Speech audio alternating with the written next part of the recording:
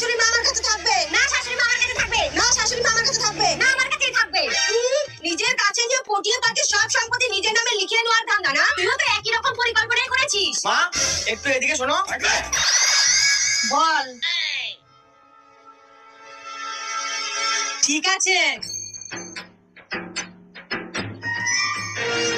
শোনো আমি কারোর একদিকে যেতে পারবো না তুমি এই হাত আর এই পায়ে সেবা করবা আর তুমি এই হাত আর এই পায়ে সেবা করবা আর সম্পত্তি দুই ভাগে